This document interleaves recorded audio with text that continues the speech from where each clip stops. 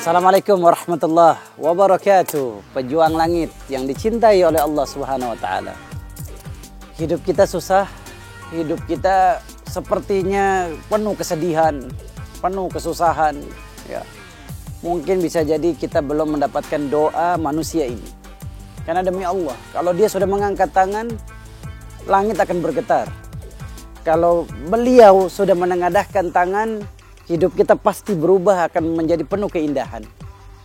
Yaitu doa ibu kita.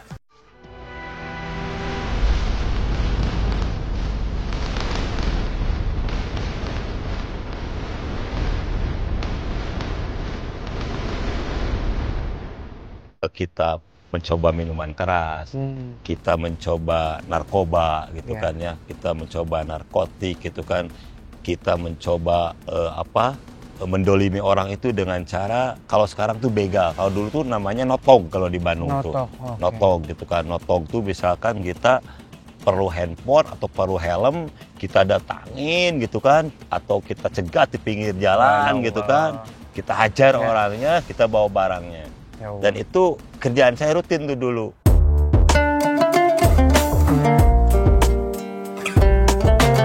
Pejuang Langit masih lekat dengan ingatan Saipul. Masa-masa kelam yang pernah ia jalani. Hari-hari penuh gelap, tanpa arah, dan nyaris membuatnya hancur. Saipul Rahmat merasakan betul dahsyatnya doa seorang ibu. Kasih sayang dan doa ibunda tercinta telah mengubah jalan hidupnya yang kelam. Bahkan dari dunia kelam, Saipul membangun masjid demi meraih ridha Allah Subhanahu wa taala. Bertahun-tahun ibunda tak lelah mendoakan anaknya agar kembali ke cahaya terang.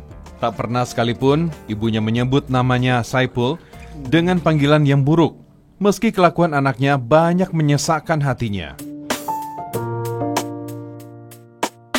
Pada saat itu kan katanya Kang Saiful tuh mulai nakal setelah almarhum ayah itu meninggal. Iya. Selain ibu berdoa.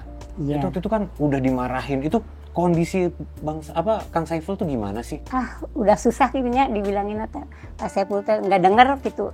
Terus main-main gitu, yang main-main sampai ibu teh istilah nama terus mengajangakeun ka Allah gitunya, sangakeun ka Allah, ya Allah. Mungkin di sen hidayah we anak ibu gitu Pak Saipul Rahmat. Alhamdulillah dikasih hidayah ku Allah. Ada nggak sih Bu amalan-amalan sama doa-doa khusus yang selalu ibu minta kepada Allah supaya Kang Saiful ini bisa hijrah lagi, Bu? Ibu tahajud setiap malam, nggak kelewat. Alhamdulillah. Gitu. Terus berdoa ke Allah Subhanahu wa taala. Biasa Saiful tobat gitu. Alhamdulillah. Para pejuang langit yang dimuliakan Allah Azza wa Jalla, ibu-ibu. Nabi pernah ditanya oleh seorang sahabat, "Ya Rasulullah, man ahsanun nas u'ti suhbah?" Ya, atau kama qala Nabi SAW. Ya Rasulullah, siapa manusia yang saya jadikan sahabat akrab dalam hidup saya? Apa kata Nabi SAW? Ummuk, ibumu.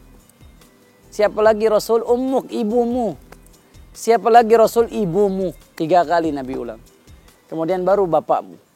Sekarang banyak di antara kita, subhanallah. Ya kalau chatting sama temannya begitu banyak, begitu lama. Tapi menatap wajah ibu, tidak nyaman lagi dipandang. Maka demi Allah, tidak ada doa yang paling mahal di dunia ini kecuali doa ibumu. Hampiri dia, minta maaf atas kesalahanmu kepada dia. Karena dia masih bernafas. Karena kalau dia sudah tidak ada, doa itu tidak berarti lagi.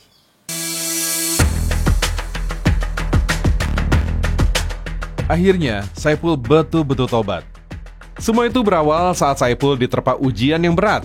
Sang anak tercinta meninggal di hari yang seharusnya ia merasa bahagia.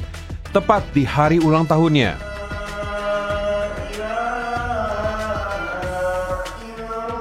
Saya sempat marah sama Allah, saya sempat takabur. Kenapa ya Allah? Kok di hari anak saya mau ngumpul gitu, mau bersenang. Itu saya sempat begitu gitu, sempat takabur gitu. Ya. Kenapa gitu kan? Nggak bisa nunggu besok atau gimana gitu kan. Setiap bangun saya nangis, ngelihat sosok almarhum, serasa saya dalam depan mata hanya ibu yang ngomong, sok lu banyak ngedoa, ya lihat anak rubah diri gitu kan, sok rubah gitu kan. udah ada bekal katanya. Ibu menguatkan itu bahwa almarhum itu sudah ada di surga ke saya itu kan, memberikan kabar baik gitu kan, terus-terusan. Sok Epul sini berubah, Epul tuh jangan Epul yang kayak dulu kan, terus-terusan gitu. Nah dari situ saya merenung, terus kan saya buka-buka sedikit, saya lakukan sholat karena ibu sok sholat lagi, saya udah belajar sholat. Akhirnya saya sholat lagi, sholat. Saya rekap tuh kan, Mas Arnob saya kecil-kecilan gitu kan. Saya meninggalkan sholat dari dulu berapa kali, wah sampai ngerasa wah lautan dosa saya hidup ini gitu. Ya Allah. Gitu. Meninggalnya sang buah hati membuat Saipul mulai mengaca diri. Hingga akhirnya, berkat doa sang ibunda, Saipul benar-benar meninggalkan dunia kelam dan mengubah jalan hidupnya.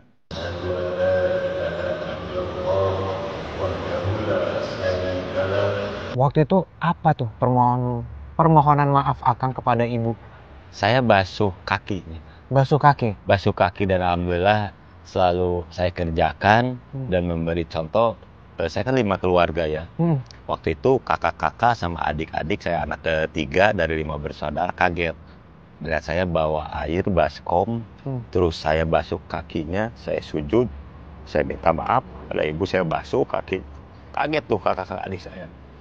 Karena di dalam keluarga, ya ampun-ampun, saya yang paling bengal gitu. Tapi bisa gitu, saya basuh kaki ibu saya.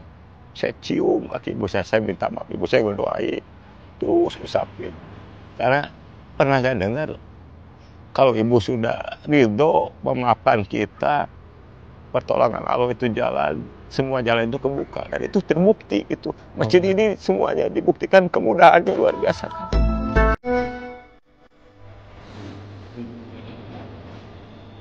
Namun ia ragu, apakah Allah SWT mengampuni dosa-dosa masa lalu yang sangat besar? Saipul seperti dituntun Allah SWT. Ia bertemu dengan teman yang tepat.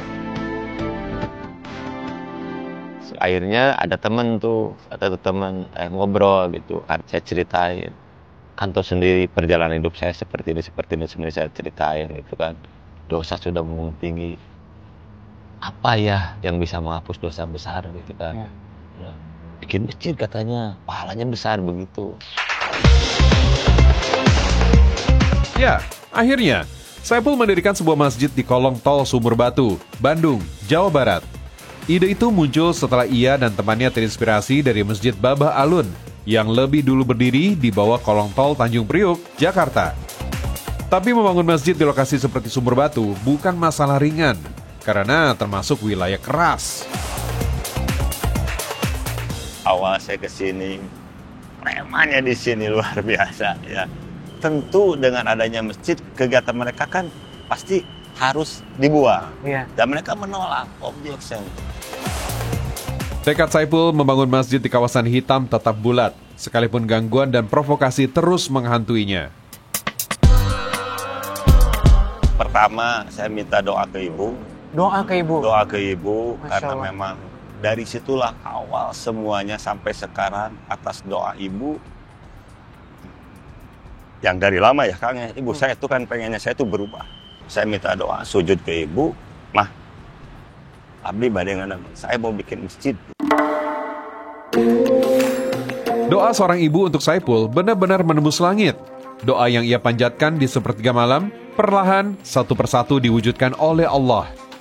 Alhamdulillah, masjid yang dibangun dengan keikhlasan, doa, dan air mata itu akhirnya terwujud.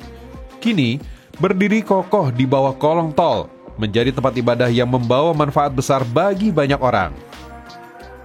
Pejuang langit yang dimuliakan Allah Azza wa Jalla, kita ingat kisah Imam Bukhari. Imam Bukhari yang bernama asli Muhammad ibni Ismail. Satu saat Imam Bukhari lahir dalam keadaan buta sampai umurnya 4 tahun. Ibunya tidak pernah berhenti berdoa kepada Allah.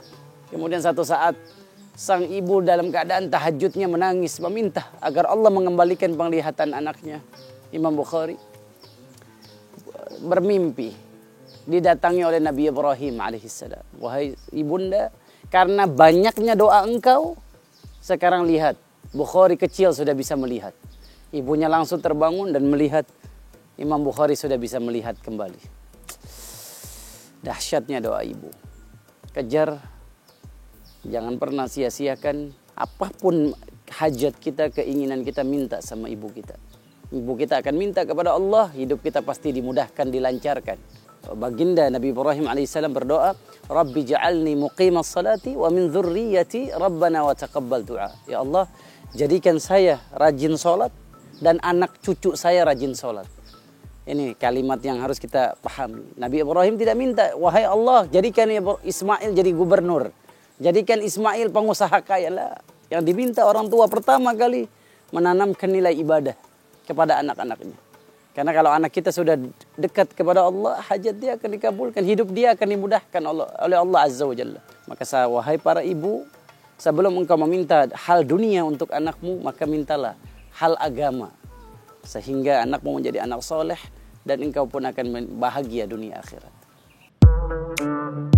Dengan luas sekitar 144 meter persegi, masjid ini mampu menampung hingga 250 jamaah. Meskipun berada di kolong tol, rumah Allah ini tetap nyaman dan terbuka untuk siapa saja yang ingin beribadah atau sekedar singgah.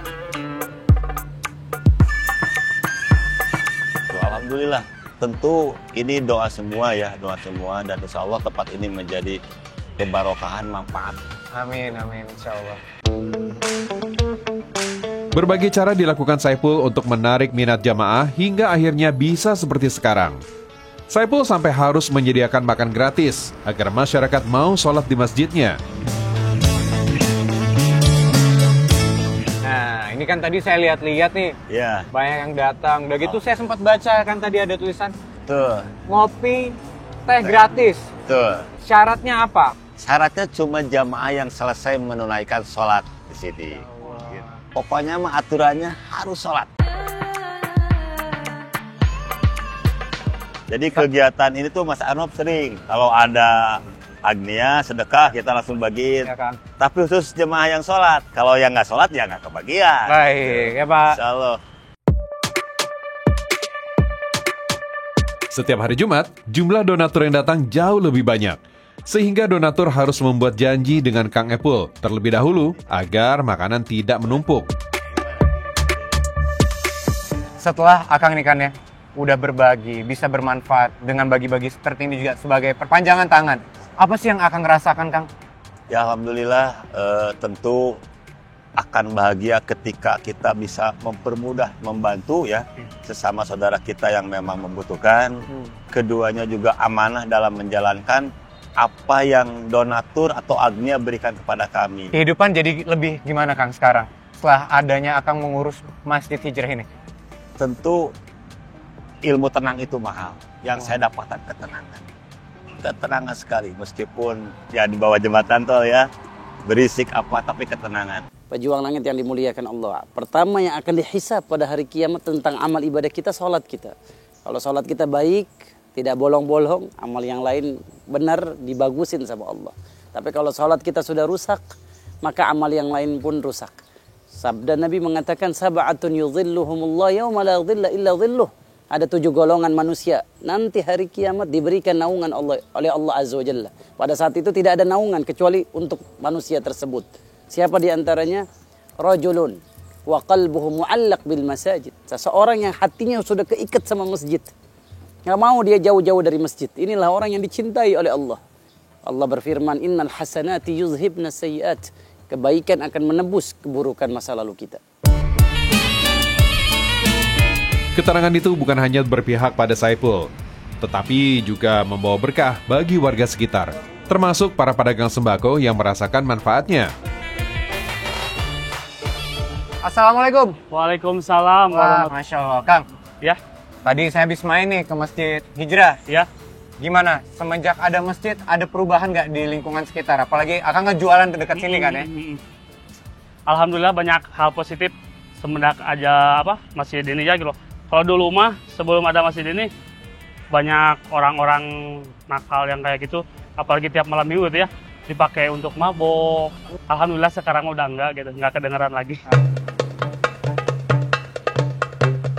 Pujo Langit, kini ketenangan, kedamaian, dan keberkahan begitu terasa di kawasan Sumur Batu, Bandung. Masjid sederhana di bawah kolong tol ini jadi pusat cahaya bagi banyak hati.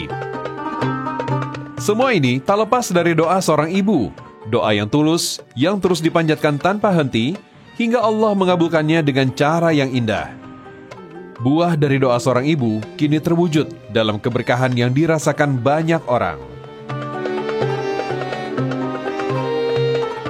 Para orang tua, jaga lisan ketika sedang marah dengan anak. Sedang kesel sama anak. Ingat, memang kita semua punya emosi, demi Allah. Saya, pemirsa, pejuang langit yang dimuliakan Allah, pasti punya yang namanya marah. Maka Nabi SAW ketika ditanya ya oleh sahabat, ya Rasulullah, ausini, kasih saya nasihat. Nabi mengatakan, la taghdab, jangan marah. Nabi ulangi, jangan marah, jangan marah. Karena ketika kita marah, ucapan suka tidak terkontrol. Ucapan suka tidak teratur. Kita mengucapkan kalimat makian untuk anak kita, cacian, hinaan, bahkan laknat. Na'udzubillah min dzalik. Maka wahai ibu, hati-hati ucapan. Ucapkanlah yang baik. Nabi SAW bersabda, tanda kita beriman kepada Allah Azza wa Jalla, man kana yu'minu billahi wal yawmil akhir, falyaqul khairan aw liyasmut. Tanda kalau kita beriman kepada Allah dan hari kiamat, berkata baik atau diam. Maka pejuang langit yang dimuliakan Allah Azza wa Jalla, hiasi mulutmu dengan doa untuk anakmu. Perbagus mulutmu dengan doa agar anakmu menjadi anak soleh, soleha. Yang kita butuhkan nanti ketika kita ada di alam barzah. Kita butuh syafaat anak kita lewat doa-doanya.